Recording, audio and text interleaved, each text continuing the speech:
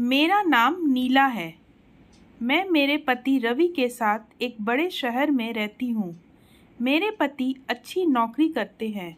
नौकरी करते अभी उन्हें 2 साल हुए हैं। हमारी शादी को अभी 1 साल हुआ है। शादी के बाद उनके साथ यही रहने आ गई। उन्होंने एक अच्छी सोसाइटी में एक किराए का मकान लिया है। पास में कई बड़े बड़े घर हैं।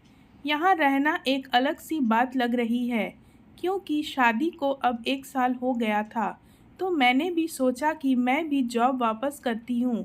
हालांकि रवि इसके लिए मना करते हैं, कहते थे कि वह अच्छा कमाते हैं, क्या ज़रूरत है। लेकिन फिर भी मैंने जॉब ज्वाइन कर लिया।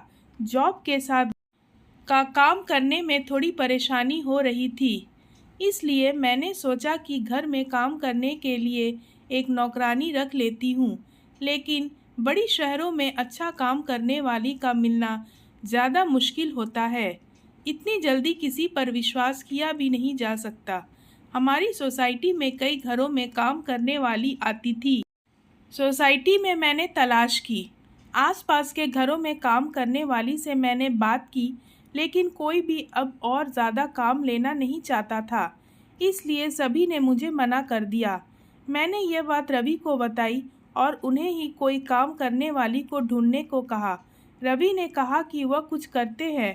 कुछ दिन के बाद उन्होंने घर में एक काम करने वाली को रख लिया। रवि उन्हें पहले से जानते थे। शादी के पहले रवि वहां से अपने लिए खाना मंगवाते थे। उनका नाम राखी था। वह 48 साल की होगी। मुझे तो जैसे ही सुकून मिल गया हो। अब मैं अपनी जॉब आराम से कर सकती हूँ। सुबह और शाम को बनाने का कोई झंझट नहीं था। घर में कोई काम करने वाला जो आ गया था, वह बड़ा अच्छा खाना बनाती थी। रवि तो पहले भी उनका बना खाना खाते थे, तो उन्हें तो पता था, इसलिए वह उन्हें लेकर आए थे।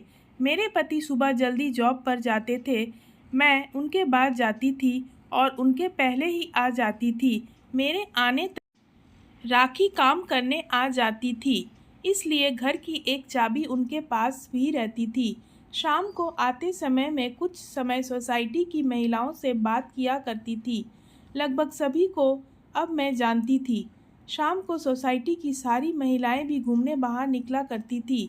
ऐसे ही एक दिन जब मैं उन सब से बात कर रही थी, तब एक खबर मुझे पता चली। हमारे 5 घर छोड़कर ही एक परिवार रहता था। बड़ा रईस था। उनका वह खुद का घर था। उस घर में काम करने वाली एक लड़की करीब 19 साल की थी, जो सुबह से घर पर नहीं थी। वह लड़की उनके घर का काम करने के साथ साथ वहाँ रहती भी थी। वह आंटी बता रही थी कि वह सुबह जब जल्दी उठी तब वह लड़की घर पर नहीं थी। फ़ोन किया तो उसका फ़ोन भी स्विच ऑफ था। सोसाइटी में किसी ने उसे जाते नहीं देखा। वह आंटी कहने लगी कि घर देखना होगा, क्या पता कुछ लेकर तो गई नहीं। लड़की तो अच्छी थी, लेकिन आजकल कब कोई बदल जाए इसका पता कहाँ चल है। उस लड़की को भी मैं भी मिली थी। अच्छी लड़की है, बात तो अच्छे से करती थी। इतना ज़्यादा मैं उसे नहीं जानती हूँ। शाम को सारी बातें और घूमने के बाद मैं घर आई। रवि मेरे आने के कुछ घंटों बाद आते थे, लेकिन आज मैंने उनकी गाड़ी बाहर खड़ी देखी, तो इतना जल्दी आज कैसे आ गए, यही सोच हुए मैं दरवाज़ा की ओर जा रही थी। दरवाज़ा मैंने अपनी चाबी से खोला, लेकिन वह नहीं खुला, क्योंकि उसे अंदर से बंद किया गया था। मैंने डोर बेल बजाई, लेकिन कुछ देर खड़ी रहने के बाद भी दरवाज़ा नहीं खुला। थोड़ी देर बाद वह आए और उन्होंने दरवाज़ा खोला। रवि ने कहा कि तुम आ गई। उनके चेहरे पर एक अजीब सा डर था। मैंने पूछा, क्या हुआ? इतने डरे क्यों लग रहे हो? वह बोले, कुछ नहीं, मैं नहा रहा था। दरवाज़ा मैंने अंदर से बंद कर दिया। आवाज़ सुनाई नहीं दी। उसकी बात सुनकर मैं अपने बेडरूम में चली गई। सुबह से घर से बाहर थी, तो मुझे बड़ी थकान हो रही थी। बेडरूम का दरवाज़ा बंद करना मैं भूल गई थी, तो हवा से इधर उधर हो रहा था। जब दरवाज़ा खुला है, तो मैं बेडरूम के मिरर से हमारे हॉल का बाथरूम दिखाई दे रहा था। मैं मिरर के आगे खड़ी होकर अपना मेकअप निकाल रही थी कि मुझे वह लड़की मिरर में दिखी, वह भी हमारे हॉल के बाथरूम में। रवि भी उस बाथरूम में घुसा जिसमें वह लड़की पहले से ही थी। यह सब मैंने क्या देखा, मुझे यकीन नहीं हुआ। इतना देखने के बाद मेरे बेडरूम का दरवाज़ा बंद हो गया हवा से। मुझे अब बाहर का कुछ दिखाई नहीं दे रहा था। मैं अपना सर पकड़कर अपने बिस्तर पर बैठ गई। मैं सोच रही थी कि बाहर जाकर देखूं और भी मैंने देखा वह सब गलत हो। मैं धीरे धीरे अपना बेडरूम का दरवाज़ा खोलने के लिए गई। मैंने दरवाज़ा खोला तो बाथरूम का दरवाज़ा तो खुला था। रवि और वह लड़की दोनों ही वहाँ नहीं थे। मेरी स्थिति उस समय क्या थी मैं बता भी नहीं सकती। मैं यह सोच रही थी कि रवि उस लड़की को कैसे है। वह लड़की जब मैं यहाँ नहीं थी तब रवि के साथ क्या कर रही थी और अब रवि उसे लेकर कहाँ गया है। मैंने सोचा कि मैं रवि को फ़ोन करूँ। मैंने उसी समय फ़ोन किया। रवि ने कुछ देर बाद फ़ोन उठाया। मेरे कुछ पूछने के पहले ही रवि ने कहा कि मुझे कुछ काम आ गया है, बस थोड़ी देर में आता हूँ, इतना कहकर रवि ने फ़ोन काट दिया। वह मुझसे झूठ बोल रहा था। आखिर ऐसा क्या कर रहा था जो उसे मुझसे झूठ बोलना पड़ रहा था। मैं अपने आंसू रोक रही थी, अपने दिल को समझा रही थी कि रवि से बैठकर एक बार बात कर ले। अभी से कुछ भी मत सोच, शायद कुछ और बात होगी। लेकिन फिर भी यह ख्याल आ कि आईने में मैंने उसे देखा। थोड़ी देर बाद हमारी काम वाली बाई राखी भी आ गई। उसने मुझे इस तरह चिंता में देखा तो पूछा कि मैडम क्या हुआ। मैंने उसे कुछ नहीं कहा और अपने कमरे में चली गई। रवि करीब 2 घंटे बाद घर आए। उनकी शक्ल देखने पर मुझे गुस्सा आ रहा था। मैंने पूछा कि कहाँ गए थे। वह बोले ऐसा ही कुछ काम आ गया था। वह फिर मुझसे झूठ बोल रहा था। मुझे बहुत गुस्सा आ रहा था, लेकिन मैंने अपने गुस्से पर काबू किया क्योंकि घर में राखी थी। मैं नहीं चाहती थी कि यह बात बाहर जाए। मैंने सोचा कि रात में इस बारे में मैं रवि से बात करूँ। हम लोग दोनों खाने के लिए टेबल पर बैठे थे। राखी खाना लगा रही थी। खाना लगाने के बाद राखी बोली कि साहब बहुत अच्छा काम किया आज आपने। रवि बोले कि थोड़ा और लेट होते तो बस छूट जाती, इसलिए मैं आते ही चला गया। मैंने पूछा क्या बात हो रही है। राखी बोली कि मैडम वह लड़की थी जो यहाँ पड़ोस में उनके यहाँ काम करती थी और रहती थी।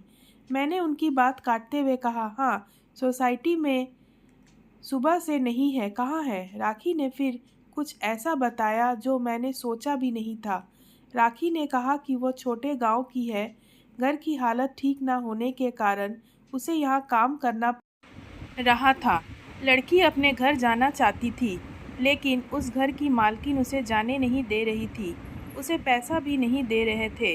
उस घर में दिन रात उसे 8 लोगों का काम करना पड़ता था। जब वो काम पर लगी थी तब सिर्फ 2 लोग ही थे, लेकिन थोड़े दिन बाद 8 लोग आ गए उन्हीं के परिवार के। उनसे काम छोड़ने और जाने को कहा तो उन्होंने उसे कहा कि तुम नहीं जा सकती जब तक हमें कोई और दूसरी काम करने वाली नहीं मिलती। उसके पैसे भी नहीं दिए। काम करने वाली मिलना मुश्किल है, वह भी इतने परिवार के लिए। वह कैसे भी यहाँ से निकलना चाहती थी। उस घर की मालकिन उस पर नज़र रखती थी। उसकी हालत के बारे में मुझे पता चला। वह उस दिन सुबह आपके जाने के बाद यहाँ आ गई थी। आप लोग गए तब वो यहीं थी, बहुत रो रही थी। मैंने साहब को सारी बात बताई। अभी आपसे ज़्यादा मैं साहब को जानती हूँ, इसलिए मैंने आपको नहीं उन्हें बताया। उसकी मदद करने को कहा, इसलिए साहब उसे उसकी घर की बस में बैठाकर अभी आए।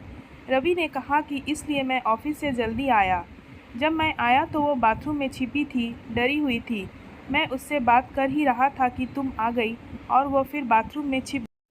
इतना सब जल्दी में हो गया कि तुम्हें बताने का समय ही नहीं मिला और मैं उसे लेकर बस स्टैंड चला गया। तुम्हारा फ़ोन आया तो मैंने सोचा कि घर जाकर आराम से सारी बात बताऊंगा।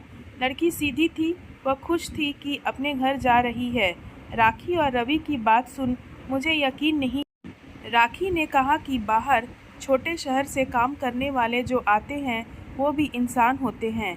यह बड़े लोग कब समझेंगे। अपने स्वार्थ के लिए उसे रखा था। उसकी बात सोचने लायक थी।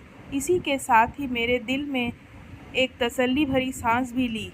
मैंने मेरे पति को कितना गलत। उसने एक सीधी लड़की की मदद की। मैंने राखी को कहा कि अगर अब कभी भी तुम्हें ऐसा कोई और दिखाई दे तो तुम मुझसे भी बेफिक्र होकर कह सकती हो। हम इंसान हैं, सभी अपना जीवन अपने हिसाब से जीने का हक रखते हैं। आपको मेरी यह कहानी कैसी लगी कमेंट करके बताना और लाइक और शेयर ज़रूर करना। अगर आप मेरे चैनल में नए हैं तो सब्सक्राइब करना मत भूलना। धन्यवाद।